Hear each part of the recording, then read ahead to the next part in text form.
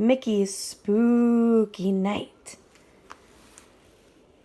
Mickey Mouse looked around his living room. It was decorated with ghosts, spiders, and bats. A jack-o'-lantern smiled at him from the mantelpiece. "I am going to have a great Halloween party tonight," Mickey said as he tacked one last fake cobweb to the wall. Suddenly, Mickey glanced at the clock. "It's almost time for the party, and I haven't gotten dressed yet," he cried. "Now where did I put that old costume?" Mickey went upstairs. Then he went up a ladder into the dark attic. As he switched on the light, thunder crashed and lightning flashed across the sky.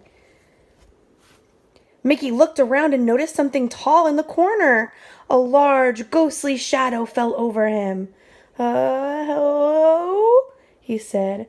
Lightning flashed again, and Mickey saw the thing he'd been scared of. It was a coat rack with a sheet over it. Mickey went over to an old trunk. "I'll bet my pirate costume's in here," he said. He brushed off the dust, but there was so much that it tickled his nose, and he sneezed. Achoo! Mickey turned the key in the rusty old lock and opened the trunk. A skeleton popped out. Mickey jumped back. Then he realized it was just a plastic party decoration. "Phew! Guess the joke's on me. The skeleton will be perfect for my party." Mickey rummaged around. "I'd better take the whole trunk downstairs," he said. "There's a lot of cool stuff in here." Meanwhile, in Mickey's backyard, Pluto was chasing a ball, this way and that. As he charged under the clothesline, one of the sheeps came loose from the line, and it fell on him. It covered him from head to tail. Meanwhile, Donald, Goofy, Minnie, and Daisy arrived at Mickey's house. "Gosh," Goofy said, "look at that lightning." Daisy giggled nervously. "It sure is a spooky night," she said. As the thunder boomed and the lightning flashed, Minnie and her friends raced into Mickey's house. "Mickey, we're here," Minnie called. But there was no answer.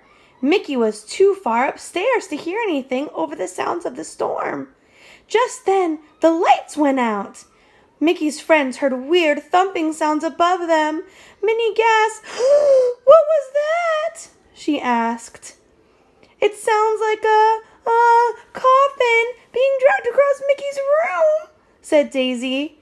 Now Donald was getting nervous. Between the storm, the dark, and the noises, it felt a little like there were a haunted house. Out in the backyard, poor Pluto was still stuck under the sheet. He couldn't see to find the doggy door. Hearing his whispers, Daisy looked around. "What's that sound?" she asked. Just then, something weird and white ran past the window. Goofy gasped. "It's a ghost," he said. Mickey's friends were too scared even to scream. Back inside, Mickey's friends heard shuffling feet. They looked up to see a horrible monster coming down the stairs. Suddenly, the lights came back. It wasn't a monster on the stairs after all. It was Mickey, all dressed up for his party. "Gosh, hiya, gang," Mickey said. "I didn't realize you were here yet." Minnie smiled.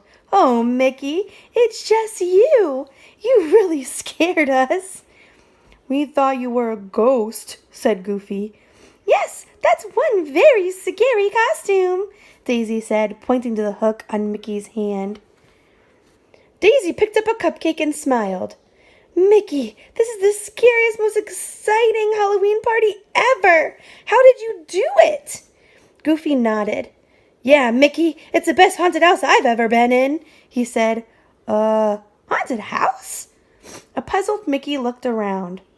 Just then, Pluto found his way through the doggy door and into the living room. Mickey and his friends looked up and saw a ghost. Then Mickey realized it wasn't a ghost. "Oh, Pluto, it's just you," he said. Mickey smiled at his friends. With all of the ghosts and noises, this really is the scariest Halloween party ever. The end.